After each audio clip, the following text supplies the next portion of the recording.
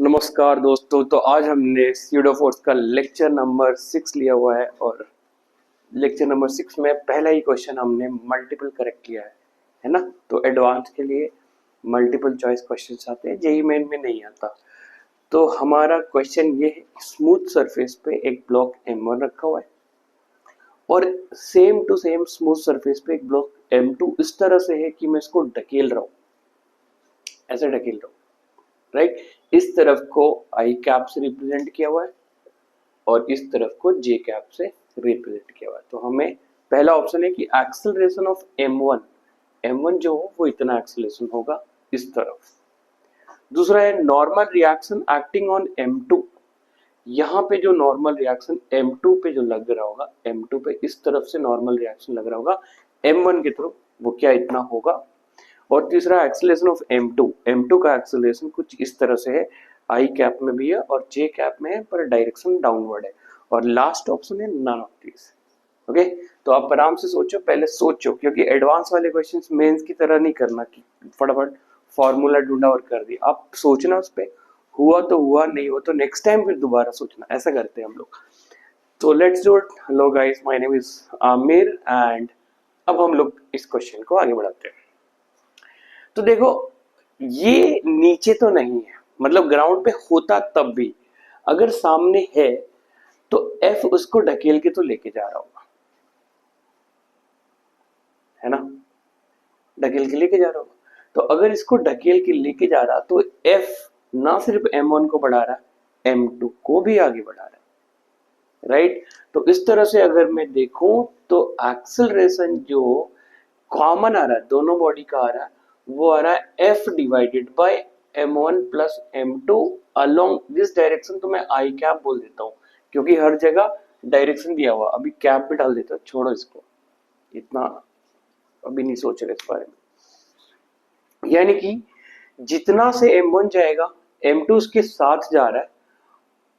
इसका मतलब अगर कॉमन एक्सेलरेशन ये है तो M1 का भी एक्सेलरेशन यही है और M1 सरफेस पे रखा हुआ है तो ये नीचे गिर भी नहीं सकता, इसके अलावा और कोई फोर्स है नहीं। तो M1 का मात्र एक यही एक्सेलरेशन है। तो हमारा ऑप्शन नंबर 1 कह रहा है कि acceleration of M1 is F1 F by M1 plus M2 i cap. बिल्कुल सही, 100% करेक्ट, है ना। तो ऑप्शन नंबर 1 निपटा दिया हमने। दूसरा कह रहा है normal reaction acting on M2 is this. देखो, अगर स्यूडो फोर्स को इंट्रोड्यूस करें तो क्या हो रहा होगा, बिना स्यूडो फोर्स की करते हैं। ये बॉडी आगे जा रही होगी, हॉरिजॉन्टल आगे जा रही है और आगे जो भी बढ़ रहा है ना वो सिर्फ नॉर्मल की तरफ बढ़ रहा है और कोई नहीं है यहाँ पे, है ना। ये नॉर्मल ही इसको आगे बढ़ा रहा है।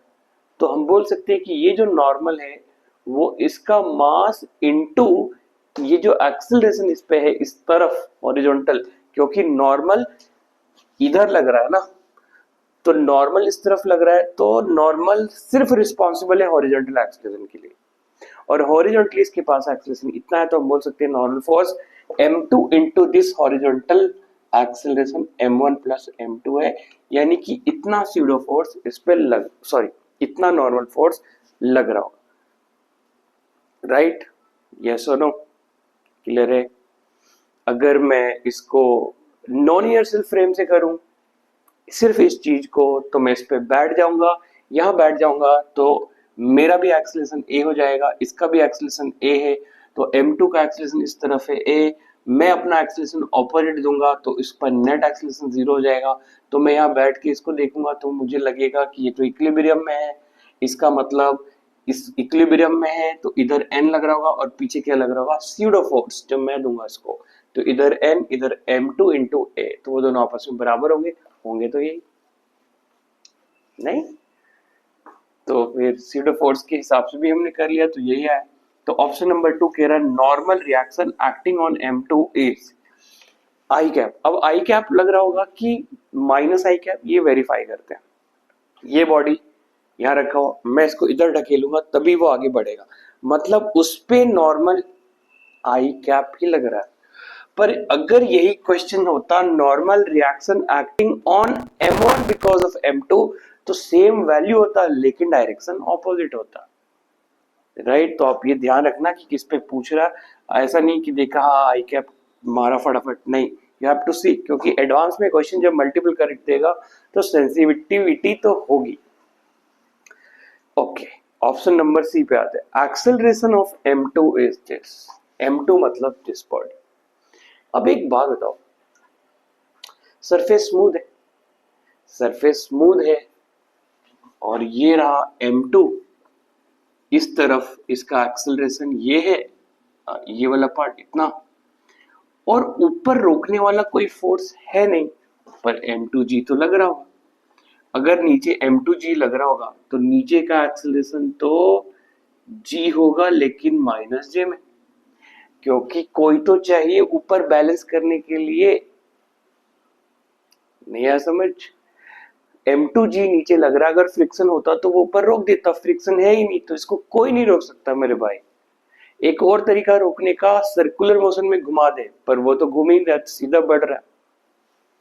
इसका मतलब ये M2 आगे तो जा रहा है लेकिन आगे जाते जाते नीचे भी स्लाइड कर रहा है, मतलब थोड़ा देर बाद ये कुछ यहां पे आ जाएगा, समझ रहे हो?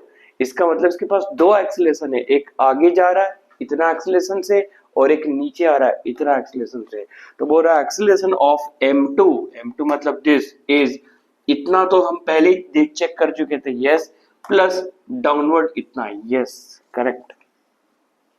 और ऑप्शन डी कह रहा है नन ऑफ दिस नहीं भाई, तीन तो निपटा चुके हम सामने। आई होप आपको समझ में आया होगा, क्वेश्चन बहुत बड़े लेवल पे नहीं था, पर छोटी छोटी बातें थी, और इसमें से सारा सेंसिटिविटी वाला पार्ट ये था कि हम इग्नोर कर देते हैं कि नीचे भी गिर सकता है ये, राइट। ये क्वेश्चन समझ में आया, नेक्स्ट क्वेश्चन की तरफ मूव करते हैं।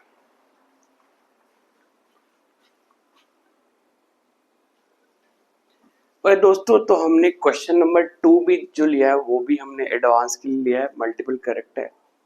सिचुएशन देख लो, ऐसा है कि स्मूथ सरफेस पे, ये सरफेस स्मूथ है, ऐसा खींचता हुआ ये वेज का ये जो बड़ा सा शेप है वो इस तरह से जा रहा, और यहाँ पे एक स्फेरिकल बॉल है जिसका वेट दिया हुआ है W, इस तरह से जा रहा है।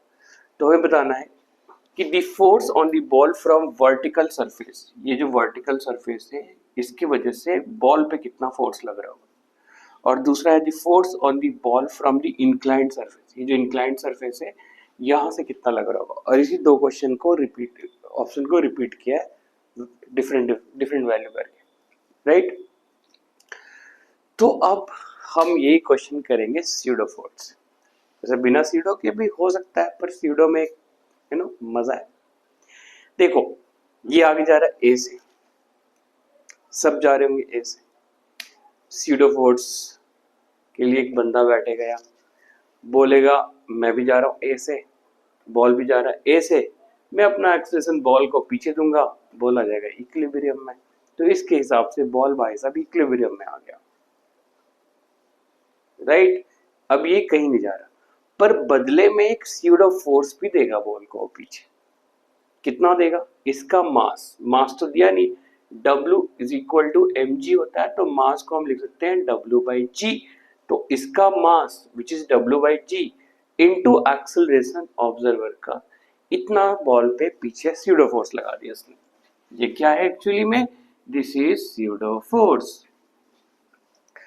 यानी कि ये जो बॉल है ये इक्विलिब्रियम में आ चुका है इस ऑब्जर्वर के हिसाब से, जिसपे एक स्यूडो फोर्स इस तरफ लग रहा है W/g इंटू ए, एक नॉर्मल इधर लग रहा होगा NV, जो ये दीवार इस तरफ लगा रहा होगा, NV मतलब N वर्टिकल वॉल, एक और लग रहा होगा इस तरफ जिसको N इंक्लाइंड बोल रहे, जो ये इंक्लाइंड प्लेन लगा रहा होगा इस तरफ। समझ में आया? देखो ये अगर ऐसा हो जाए तो नॉर्मल ऊपर हो जाएगा, तो ये जितना जाएगा नॉर्मल उतना ही शिफ्ट हुआ होगा, तो ये एंगल आया 30 डिग्री, और नीचे क्या लग रहा होगा? पूरा W। वेट। अब यहां तक कुछ सिचुएशन में डाउट है तो एक बार विजुलाइज कर लो। इस पर डब्ल्यू नीचे वेट लग रहा है, इस तरफ सीडो फोर्स, इन तरफ इंक्लाइंड प्लेन, तो ये भी एंगल 30 डिग्री होगा। एक बार चेक कर लेते हैं। ये एन इंक्लाइंड इस तरह से है, यहाँ 90 डिग्री होगा, ये 30 तो ये 60 होगा, राइट। आया समझ? अगर वहां से ना करे तो ये से करते, ये 90 30 60, ये 60 तो ये 60 तो ये 30, वही आना है, बेकार मेहनत कर रहे हैं हम।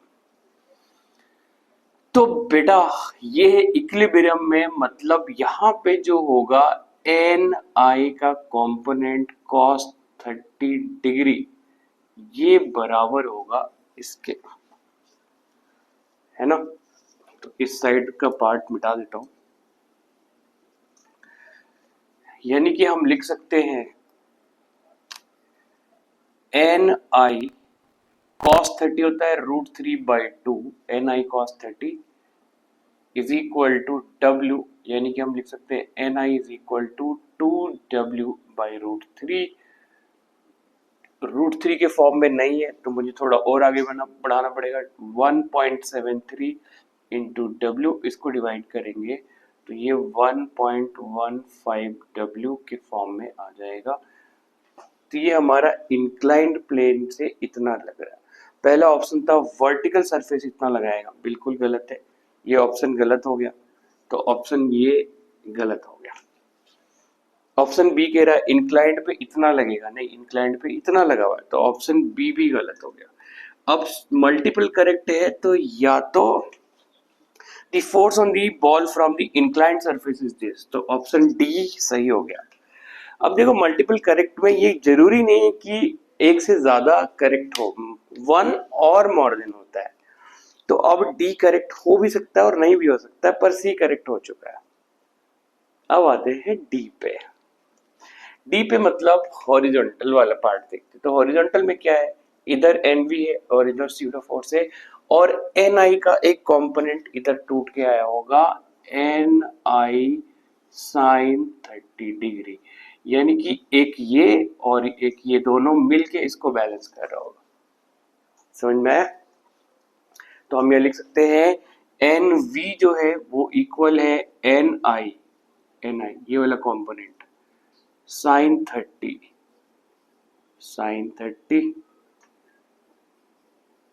प्लस सीडो फोर्स, तो एन वी एन आई की वैल्यू अभी हम निकाला 1.15 डब्ल्यू, तो यहाँ लिख सकते हैं 1.15 डब्ल्यू इंटू साइन थीटा होता है 1/2 प्लस सीडो फोर्स की वैल्यू है W/G इंटू ए। अब मेरे को एन बी निकालना तो सारा इसी साइड में है, तो मैं जो कॉमन ले सकता हूँ वो ले लेता हूँ, W कॉमन चला जाएगा तो यहाँ बचेगा 1.15/2 प्लस A/G। अब 1.15 को डिवाइड करता हूँ तो ये 0.58 बन जाएगा, तो हम इसको लिख सकते हैं 0.58 प्लस A/G, और ये बोल रहा थी force on the ball from vertical surface से इतना लग रहा है, तो बिल्कुल सही। वैसे बी ऑप्शन क्या था यार? अच्छा बी ऑप्शन था force on the ball from इतना, अच्छा ओके, बी तो हमने ऐसे ही मिटा दिया था। ओके, आई होप आपको समझ में आया होगा। एडवांस का ये क्वेश्चन नंबर 2 था। हमने सीडो से क्या किया, इसको इक्विलिब्रियम में ले आए। अगर मुझे सीडो नहीं लगाना होता, मैं अगर ऑब्जर्वर इनर्शियल रखता तो क्या करता, इसको नहीं लेता और ये बॉल इस तरफ जा रहा, तो ये जो एन का कंपोनेंट है, एन का ये वर्टिकल और इंक्लाइंड का जो ये कंपोनेंट इधर आता, तो this minus this is equal to mass into acceleration, क्योंकि इनर्शियल फ्रेम के हिसाब से ये एक्सीलरेट कर रहा होता तो हम उसको एक्सीलरेशन के बराबर लिख देते, बात वही पड़ता, आना तो यही था। तो दो ऑप्शन करेक्ट हो गए, सी एंड डी। एक और क्वेश्चन उठाते हैं, फिर देखते हैं कहाँ पे हमारा। और दोस्तों तो नेक्स्ट क्वेश्चन पे आते हैं। ये भी मैंने उठाया हुआ है, मल्टीपल चॉइस क्वेश्चन है, एमसीक्यू है, मोर देन वन करेक्ट है। तो क्वेश्चन यही है, ऑलरेडी हमने पढ़ा हुआ है ऐसा कुछ कि ए की मिनिमम वैल्यू कितनी हो, ए को हम मिनिमम कितना से खींचे ताकि ये जो ब्लॉक है ये फ्री फॉल करता हुआ दिखाई दे, चाहे आप इनर्शियल फ्रेम से देखो या नॉन इनर्शियल, दोनों तरह से हम कर चुके हैं। तो पहला ऑप्शन तो यही है कि a minimum g cot theta होना चाहिए, हमने पढ़ा था, है ना, जिसको दोबारा तो नहीं पढ़ेंगे, पर किसी वेज को हम खींचेंगे मिनिमम जी कॉट थीटा से तो ये फ्री फॉल करता हुआ दिखाई देगा, ये नहीं है।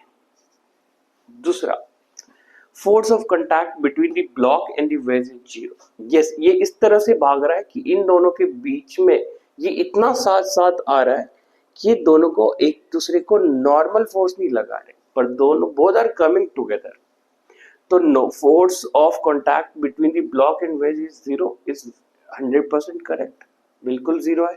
और यही मान के तो हमने प्रूव किया था, if you remember, by non inertial frame, ऐसे ही किया था। Last, the force of contact between the block and horizontal surface, ये है ब्लॉक एंड ये horizontal surface, is equal to the weight of the wedge. तो इसका जो वेट होगा इस वेज का, यही लग रहा होगा इन दोनों के बीच, ब्लॉक और हॉरिजॉन्टल सरफेस एंड ब्लॉक के बीच, ये सरफेस और ब्लॉक के बीच में ये वेट ही तो लग रहा है, क्योंकि ये इसको थोड़ा बहुत भी पुश नहीं कर रहा। तो ये भी करेक्ट हो गया, तो ये मल्टीपल करेक्ट का क्वेश्चन नंबर 3 था। तो आज इतना ही करेंगे, नेक्स्ट क्लास में मैं कुछ क्वेश्चंस लूंगा और वो लास्ट होगा हमारा स्यूडो फोर्स का। I hope that's all today, thank you so much.